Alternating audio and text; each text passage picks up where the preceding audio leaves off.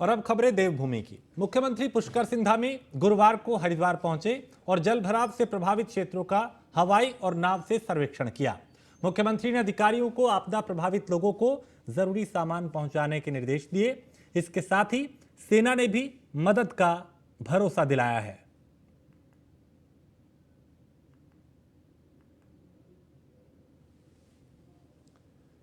और भारी बारिश के कारण प्रदेश की जनता बेहाल है। कहीं सड़कें बंद हैं तो कहीं पानी ही पानी है। इस बीच सीएम पुष्कर सिंह धामी आपदा कंट्रोल रूम पहुंचे और मुख्यमंत्री ने आपदा कंट्रोल रूम में पहुंच के आपदा राहत कार्यों की जानकारी ली। सीएम ने आपदा सचिव को हरिद्वार के लक्सर पहुंचने के निर्देश दिए।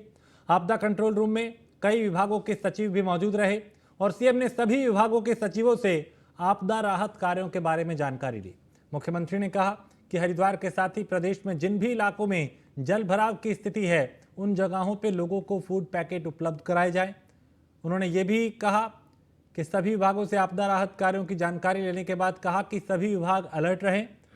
उन्होंने सभी विभागों को आपस में तालमेल बना के चलने को कहा। साथ ही उन्होंने राहत बचाव कार्यों में तेजी लाने के निर्देश दिए। ताकि स्थिति को देखते हुए, क्योंकि अभी एकदम से मानसून ज़्यादा हो गया है और हरिद्वार में विशेषकर जो है काफ़ी जल भराव की स्थिति पैदा हो गई है। 8 फुट 10 फुट से भी ज़्यादा पानी ऊपर आ गया है और पूरा हरिद्वार, लक्सर, रुड़की के आसपास, भगवानपुर का क्षेत्र, उस क्षेत्र में सभी जो प्रभावित लोग हैं उन सभी को तत्काल जो है सहायता पहुंचाई जाए। उनको किसी प्रकार की खाद्य सामग्री से ज़रूरत की जो चीज़ें उनकी परेशानी न हो, इसलिए सभी विभागों को अलर्ट मोड में रहने के लिए कहा है। और साथ में शताब्दी जो एक्सप्रेस देहरादून आ रही थी उसको सहारनपुर से आगे, चूँकि जल भराव पटरियों पर भी हो गया है, तो उनको लाने की भी यहाँ पर व्यवस्था की है। हिमाचल में भी जो लोग हमारे उत्तराखंड के फंसे हुए हैं उनके लिए भी जहाँ पर हेल्पलाइन नंबर जारी किया हुआ है। हमारा ये प्रयास है कि इस आपदा के समय में सभी लोग एक्शन मोड में आकर अपने अपने तरीके से लोगों को सहायता करने का काम करें। यही आज इसी के लिए यहाँ पर सभी विभागों के सचिवों के साथ मुख्यमंत्री पुष्कर सिंह धामी ने सचिवालय में शासन के उच्च अधिकारियों के साथ आयुक्तों और जिला अधिकारियों से वीडियो कॉन्फ्रेंसिंग के जरिए जिले में आपदा की स्थिति व राहत एवं बचाव कार्यों की जनपदवार समीक्षा की और कहा कि वर्षा काल के दौरान हमें हर साल आपदा का सामना करना पड़ता है। उन्होंने सभी विभागीय प्रमुखों से ऐसे कठिन समय में लोगों की सहायता के लिए उनके साथ खड़े होने की अपेक्षा करते हुए जिलाधिकारी एवं एसएसपी को राहत एवं बचाव कार्यों में लीड लेकर फील्ड में उतरने को कहा है। मुख्यमंत्री ने शहरों के ड्रेनेज एवं फ्लड मैनेजमेंट के प्रभावी एवं दीर्घकालिक प्लान तैयार करने के निर्देश अफसरों को दिए हैं। मानसून को लेकर और जो रेड अलर्ट और मानसून की चेतावनी है मौसम विभाग की, उसको लेकर समीक्षा करी है और सभी अधिकारियों को कहा है कि सब लोग लीड लेकर जनता के सहयोग के लिए ऐसे समय में जहाँ पर भी ज़रूरत पड़ती है वहाँ पर उपस्थित हों, वहाँ पर जाकर लोगों को सहायता करने का काम करें और जैसी देशकाल परिस्थिति के अनुरूप जैसी आवश्यकता हो वहाँ पर यथासंभव काम करने का हर तरह से प्रयास करें। और शासन के लोग भी जो है, चूँकि यहाँ से जो धन आवंटन इत्यादि होना है वो सभी होगा। माननीय प्रधानमंत्री जी ने भी जो है उत्तराखंड राज्य के लिए इस समय में जो है जो भी वहाँ से केंद्र की आवश्यकता है उसको उन्होंने कहा है कि हर संभव वहाँ से सहायता करेंगे। आज भी हमको 400 करोड़ से अधिक की धनराशि इसी आपदा के मद में जो है। मुख्यमंत्री पुष्कर सिंह धामी ने कहा कि भारी बारिश के चलते जो प्रदेश में आपदा के तहत हालात आए हैं उनसे निपटने के लिए स्थानीय अधिकारियों के साथ साथ भारतीय सेना को भी बुलाया गया है, जिसमें फिलहाल अभी सेना को स्टैंड बाय मोड पर रखा गया है। उन्होंने कहा कि अगर प्रदेश में पुल टूटने की वजह से कोई बड़ी आपदा आती है तो फिर सेना की मदद ली जाएगी और सेना ने भी पूरी मदद करने का आश्वासन दिया है। मुख्यमंत्री पुष्कर सिंह धामी ने यह भी कहा कि उनकी तरफ से सचिव आपदा को हरिद्वार जिले का दौरा करने और हरिद्वार जनपद में आई आपदा का पूरा निरीक्षण करने को कहा है, जिससे हरिद्वार में राहत और बचाव के काम में तेजी लाई जा सके। लोगों को परेशानी नहीं होनी चाहिए। आपदा सचिव को भी मैंने कहा है कि तत्काल वो हरिद्वार में जाकर स्थिति को अपने हाथ में लें और वहाँ पर लोगों को मदद के लिए जो भी जरूरी आदेश हो सकते हैं, जो जरूरी काम हो सकते हैं वो तत्काल करें। नहीं, सेना को हम लोगों ने पत्र लिखा है कि कहीं पर चूँकि पुल इत्यादि जो बह गए हैं या लोगों को अगर कहीं निकालना पड़ेगा तो उसमें सेना की भी मदद लेंगे और सेना के लोगों ने आश्वस्त किया है कि वो हम लोगों को मदद। बारिश और प्राकृतिक आपदा के बीच उत्तराखंड के लिए केंद्र से अच्छी खबर आई है। केंद्र सरकार ने आपदा से निपटने के लिए 400 करोड़ से अधिक की धनराशि जारी की है। इन पैसों से आपदा राहत कार्य में तेजी आएगी। वहीं राहत राशि मिलने पर मुख्यमंत्री पुष्कर सिंह धामी ने इसके लिए प्रधानमंत्री मोदी का आभार जताया। केंद्र से मिले इस बजट के बाद माना यह जा रहा है कि राज्य में राहत और बचाव कार्य में तेजी देखने को मिलेगी।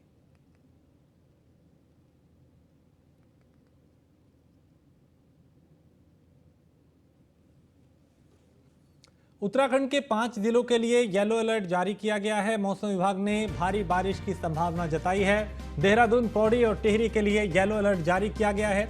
नैनीताल और उधम सिंह नगर में भी भारी बारिश की संभावना है।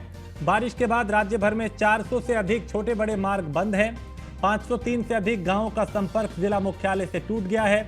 123 गांवों में बिजली पानी की आपूर्ति बाधित हुई है।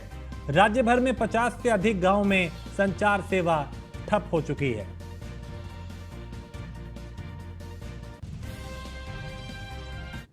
और उत्तराखंड में 14 और 15 जुलाई को स्कूल बंद रहेंगे। शिक्षकों और स्कूल स्टाफ की भी छुट्टी रहेगी। भारी बारिश और मार्ग बंद होने के कारण सरकार ने फैसला लिया है। राज्य सरकार ने पहली बार स्कूल स्टाफ को भी छुट्टी दी है, क्योंकि कई रास्ते बाधित है, कई रास्ते बंद है और इसके चलते स्कूलों को बंद रखने के निर्देश दिए गए हैं।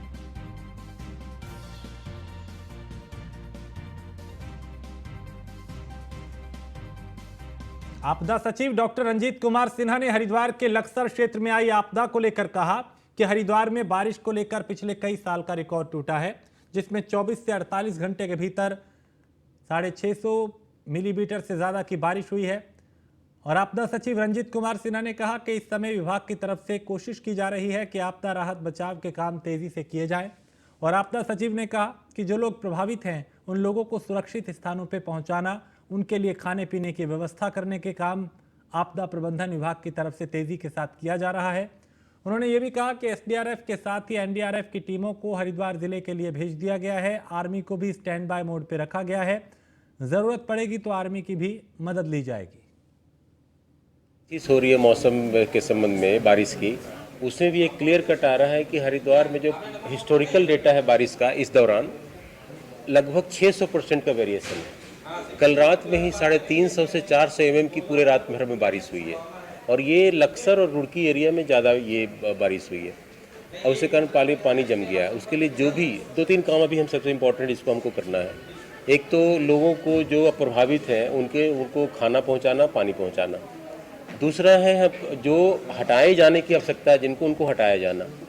और तीसरा है जिनको हटाना है उनके लिए जो रिलीफ सेंटर्स बनेंगे उनके लिए वहाँ पर खाने पीने, किचन वगैरह की हमें व्यवस्था करना और रहने के लिए जो भी सुविधाएं हैं वो करना। तो इसके लिए हमारी एसडीआरएफ की टीम और एनडीआरएफ की टीम, हमने गदरपुर में से भी एनडीआरएफ की टीम को बुला लिया, जिनके राफ्ट बोट सहित, और एसडीआरएफ की जितनी टीम है, झाझरा में जो हमारी एनडीआरएफ की टीम है, सब मोबिलाइज हो गई है। आर्मी को भी हमने स्टैंड बाय में रखा हुआ है कि जैसे जरूरत पड़ेगी तो उनको हम उनकी सेवाएं ले सकते हैं। सप्लाई डिपार्टमेंट के द्वारा फूड पैकेट्स कल रात से ही चल रही है, उनकी तैयारी, वो वितरण भी शुरू हो गया है। और हमें भी हमने स्टैंड बाय में रखा, जो हमारी हेलीकॉप्टर हमने हायर किया हुआ वो स्टैंड बाय में है। उसकी ज़रूरत पड़ेगी कहीं भी खाना पहुंचाने की, फूड पैकेट्स पहुंचाने की, तो वो भी हमारी रेडी है। इसके अलावा और जो व्यवस्थाएं हो सकती। कोटद्वार विधानसभा में मालन नदी पर बना पुल आखिरकार अवैध खनन की भेंट चढ़ गया। लगातार हो रही बारिश के चलते गुरुवार सुबह मालन नदी पर बना पुल का एक पिलर धंसने से टूट गया और पुल टूटने से कोटद्वार से भाबर का संपर्क भी टूट गया। पुल टूटने का मुख्य कारण कोटद्वार की जनता ने अवैध खनन को बताया। जनता का कहना है कि नदी पहली बार यानी इस तरह के हालात यहाँ पे नहीं बने, ये पुल अवैध खनन की भेंट चढ़ा है।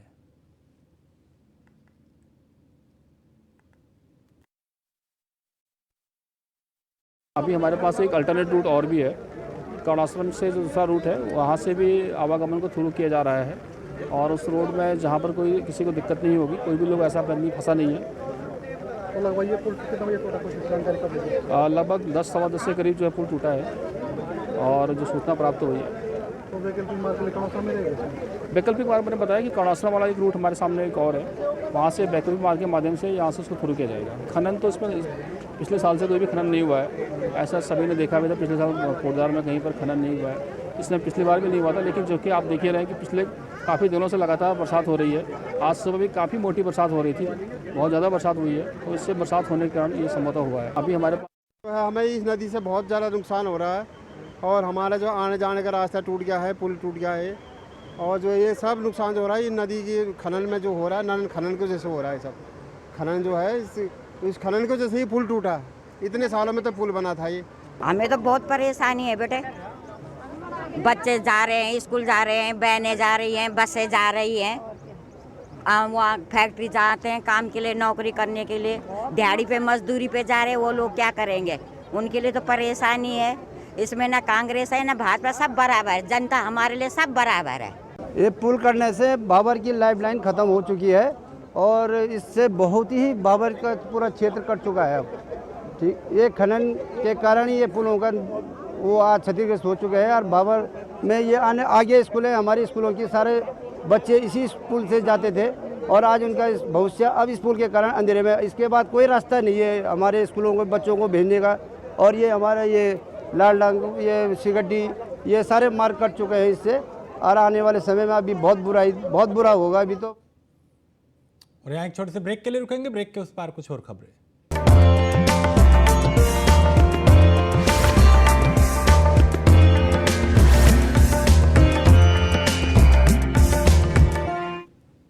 कोटद्वार में मालन नदी पर बने पुल के टूटने के बाद मौके पर विधानसभा अध्यक्ष रितु खंडूड़ी पहुंची। स्पीकर पुल टूटने की घटना पर गंभीर दिखी और विधानसभा अध्यक्ष ने अधिकारियों को तुरंत हरकत में आने के निर्देश दिए। उन्होंने अफसरों से कहा कि लोगों को आवाजाही करने में परेशानी नहीं हो, इसको लेकर काम किया जाए। पुल गिरा है, इस समय हम सब जो कोटद्वार वासी हैं कठिनाई में हैं। इस समय परेशानी है कोटद्वार को और आरोप प्रत्यारोप लगाने का बिल्कुल समय नहीं है। इस वक्त मुझे आगे का रास्ता करना है कि किस तरह से पुल का आवाजाही जो रुकी है, जो थमी है, उस पर मैं बात करूं। राजनीति करने का समय नहीं है, राजनीतिक बात करने का समय नहीं है। मैं अब लगी हुई हूं कि किस तरह से जहां भी कोटद्वार में दिक्कत आई है, किस तरह से वहां सुविधा की जाए, ठीक ठाक किया जाए और लोगों का जो परेशानी कठिनाई हो रही है, जिससे मुझे बहुत दुख है, उसको कैसे ठीक किया जाए। देखिए, जवाबदेही जब शुरू होंगी, देखा जाएगा क्या हुआ था, कैसे हुआ था, क्यों हुआ था, उस पर देखा जाएगा। अभी ये जवाबदेही होगी नहीं होगी, पहले मैं ये तो करूं कि आवाजाही। और कोटद्वार मालन नदी के पुल के टूटने की संभावना विधानसभा अध्यक्ष रितु खंडूड़ी ने पहले ही जता दी थी। इसके लिए उन्होंने प्रशासन को पत्र भी लिखा था। इसके साथ ही विधानसभा अध्यक्ष ने मालन नदी में हो रहे अवैध खनन को लेकर भी चिंता जाहिर की थी। अधिकारियों ने इस तरफ ध्यान देने की जहमत नहीं उठाई, जिसका नतीजा आज सबके सामने है। इस पूरे मामले पर लोक निर्माण विभाग के सचिव पंकज पांडे ने भी अपनी प्रतिक्रिया दी और पंकज पांडे का कहना है कि इस पुल के गिरने के कारणों की फिलहाल जांच की जा रही है और जांच के बाद ही क्या कार्रवाई होनी है, उसके बाद ही कुछ कहा जा सकता है। जिलाधिकारी के द्वारा मुझे बताया गया है कि मालन नदी के पुल का एक पोर्शन क्षतिग्रस्त हो गया है, जिससे कि आवागमन जो है रुक गया है उसमें। तो मैंने डीएम साहब को कहा है कि एक डिटेल रिपोर्ट उसको इंस्पेक्शन करवा के भेज दें, जिससे उस पर आगे हम लोग कार्रवाई कर सकें।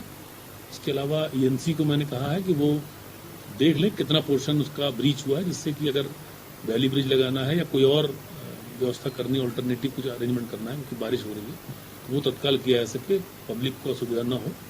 और उसके बाद हरिद्वार में हिल बाईपास पे एक बड़ा हादसा होने से बच गया। एसडीएम पूरन सिंह राणा की सूझबूझ से यह हादसा टला। इस समय हरिद्वार में कांवड़ यात्रा चल रही है, ऐसे में हिल बाईपास को भी खोला गया। गुरुवार सुबह एसडीएम पूरन सिंह राणा जब हिल बाईपास के दौरे पे थे, उसी वक्त पहाड़ का कुछ हिस्सा सरकता दिखाई दिया, जिस पर अपनी सूझबूझ का परिचय देते हुए एसडीएम ने तत्काल उस रोड को बंद करा दिया। उसके बाद एकाएक पूरा पहाड़ सड़क पे आ गया। अगर रास्ते को बंद ना कराया जाता तो एक बड़ा हादसा हो सकता था।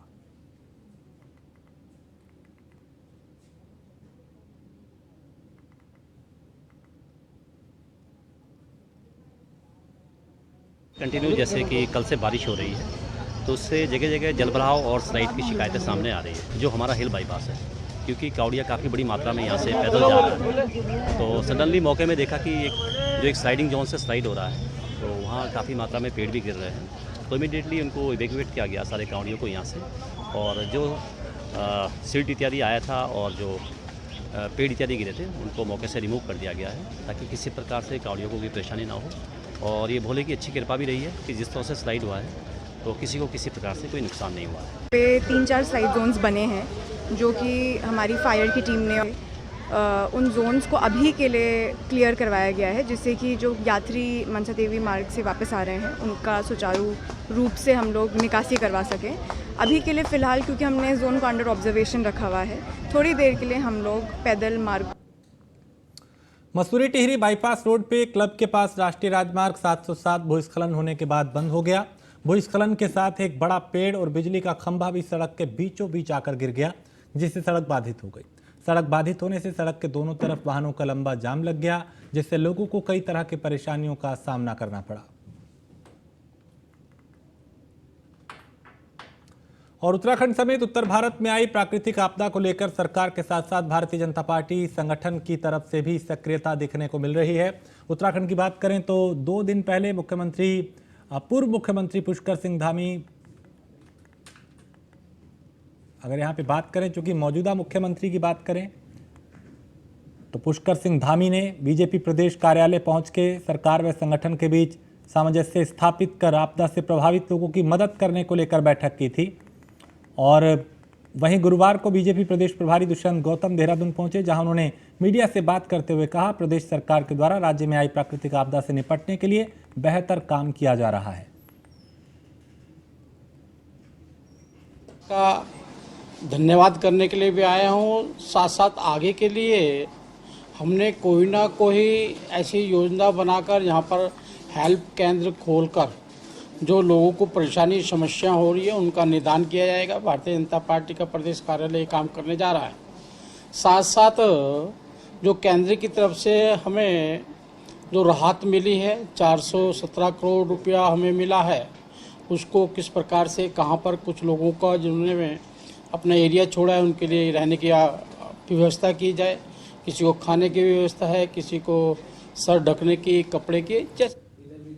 और कांग्रेस के राष्ट्रीय अध्यक्ष मल्लिकार्जुन खड़गे और पार्टी नेता राहुल गांधी ने दिल्ली में पार्टी मुख्यालय में उत्तराखंड कांग्रेस के नेताओं के साथ बैठक की। इस बैठक में उत्तराखंड कांग्रेस प्रदेश अध्यक्ष करण महारा, नेता प्रतिपक्ष यशपाल आर्य, गोविंद कुंजवाल जैसे बड़े नेता शामिल रहे।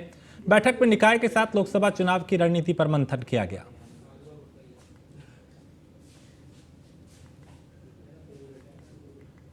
बीजेपी के प्रदेश मीडिया प्रभारी मनवीर सिंह चौहान ने दिल्ली में कांग्रेस की बैठक को लेकर कटाक्ष करते हुए कहा कि कांग्रेस को सिर्फ अपने युवराज की चिंता सता रही है। बीजेपी एक और आपदा के समय राज्य की जनता के साथ खड़ी है। कांग्रेस सिर्फ और सिर्फ दिखावे की राजनीति करती है। सारा प्रदेश आपदा से लेकर के लोग काफ़ी परेशानी में हैं और इसको लेकर के भारतीय जनता पार्टी संगठन स्तर पर भी और हमारे मुख्यमंत्री के द्वारा भी आपदा को लेकर के किसी प्रकार से हमारे नुकसान कम से कम हो और जनहानि किसी भी प्रकार से न हो, इसके लिए रणनीति बनाई गई है। और भारतीय जनता पार्टी प्रदेश अध्यक्ष द्वारा बाकायदा इसके लिए बैठक बुला करके हमारे प्रदेश के सभी पदाधिकारियों को, कार्यकर्ताओं को आपदाग्रस्त क्षेत्रों में अलर्ट रहने के लिए कहा गया है। लेकिन कांग्रेस पार्टी जिसको केवल राजनीति उधम सिंह नगर के जिला मुख्यालय रुद्रपुर के आवास विकास क्षेत्र में होटल ASDR में AHTO और पुलिस टीम की छापेमारी से हड़कंप मच गया। होटल में 6 से अधिक लड़के लड़कियां आपत्तिजनक स्थिति में पकड़े गए। पुलिस की इस कार्रवाई से पूरे इलाके में हड़कंप मच गया।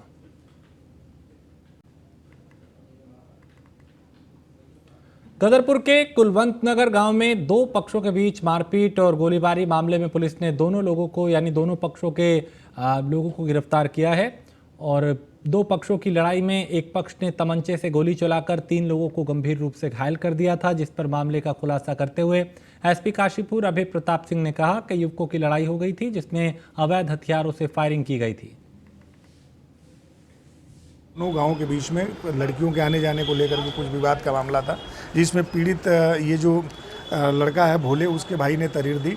उसमें हमने तत्काल चूँकि फायरिंग भी की गई थी, 2-3 लोगों को बुलेट इंजरी भी थी, जो छर्रे लगे थे। ये काफ़ी संवेदनशील मुद्दा था और चूँकि भय बनाने का और कहीं ना कहीं वहाँ पे क्षेत्र में दहशत बनाने का माहौल क्रिएट करने का प्रयास किया गया था। इस घटना को पूरी संवेदनशीलता से लेते हुए SSP महोदय के द्वारा क्षेत्राधिकारी बाजपुर के नेतृत्व में एक टीम बनाई गई। इस घटना में तत्काल हमने दबिशें देनी सुनिश्चित करी, जिसमें जो 2 अभियुक्त मुख्य हैं, रंजीत उर्फ फौजी और इरफान, दोनों की गिरफ्तारी सुनिश्चित की गई। दोनों गांवों के बीच में लड़की। प्रधानमंत्री नरेंद्र मोदी भारत के 2 अहम सहयोगी देश फ्रांस और UAE के दौरे पे हैं। सबसे पहले PM मोदी फ्रांस के पेरिस शहर पहुंचे, जिसके बाद PM मोदी का पेरिस के होटल प्लाजा एथेनी के बाहर भारी संख्या में भारतीय समुदाय के लोगों ने स्वागत किया। उन्होंने भारत माता की जय और वंदे मातरम के नारे लगाकर प्रधानमंत्री का स्वागत किया। इस दौरान PM मोदी बच्चों के साथ दुलार करते नजर आए। आपसे एक सवाल था आप जो 20 घंटा काम करते हैं, हम कैसे कर सके 20 घंटे का? आप बताइए इसका राज।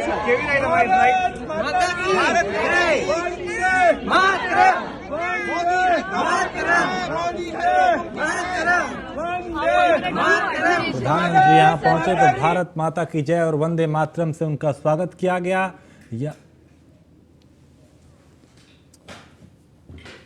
और इसी के साथ इस बुलेटिन में फिलहाल इतना ही। आप बने रहिए न्यूज़ 1 इंडिया के साथ।